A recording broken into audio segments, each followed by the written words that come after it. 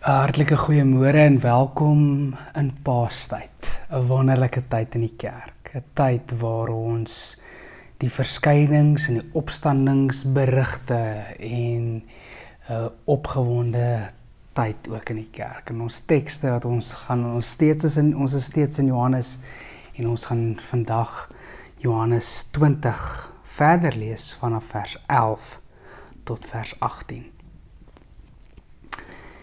Maar Maria het buite by die graf bly staan en huil.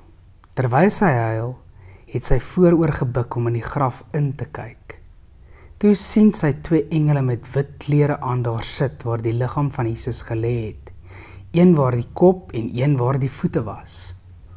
Hulle vra toe vir haar: "Mevrou, waarom huil jy?" Sy antwoord hulle: "Omdat hulle my Here weggevat het en ek nie weet waar hulle hom nou begrawe het nie."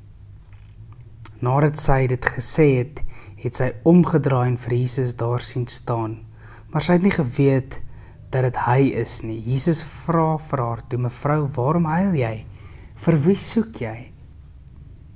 Sy het gedink dit is die tuinopsigter, en sy het vir hom gesê: "Meneer, as jy hom weggevat het, sê vir my waar jy hom begrawe het, en ek sal hom daar gaan haal." Jesus het vir haar gesê: "Maria." Sy draai na hom toe en sê in Hebreëus vir hom: "Rabboni." Dit beteken leermeester. Jesus sê toe vir haar: "Moet my nie vashou nie, want ek het nog nie na die Vader toe opgevaar nie, maar gaan na my broers toe en sê vir hulle: ek vaar op na my Vader toe, wat ook julle Vader is, na my God, wat ook julle God is." Maria Magdalena het toe vir die disippels gaan sê: "Ek het die Here gesien," en sy het ook vertel wat hy vir haar gesê het. 'n Aangrypende teksgedeelte waar Jesus aan Maria Magdalena verskyn. So 2 weke gelede het ons was hier 'n erediens of ons het gepraat oor wat Jesus ryk soos parfuum, en die Maria van Betanië het ons gesê is die Maria wat die eerste een is wat die verkondiger word van Christus se kruisiging, deurdat sy met die nardesolie sy voete salf.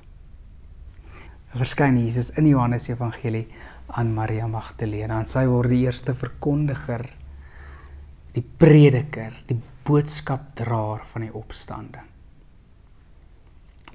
Wat baie besonders is vir ons en baie ongehoord in die antieke wêreld.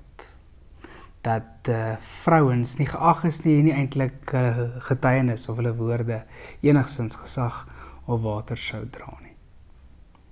Maar dit is in hierdie teksgedeelte dat daar so baie dinge opgesluit lê. En sonder om jou te veel te begelei, is my bede dat jy ook in hierdie Paastyd die Here sal soek in die teks en ook in jou lewe en omgaan, daar waar jy die lewe leef. Soos gebruiklik is ons eerste vraag vir die week: wat staan vir jou uit in die teks?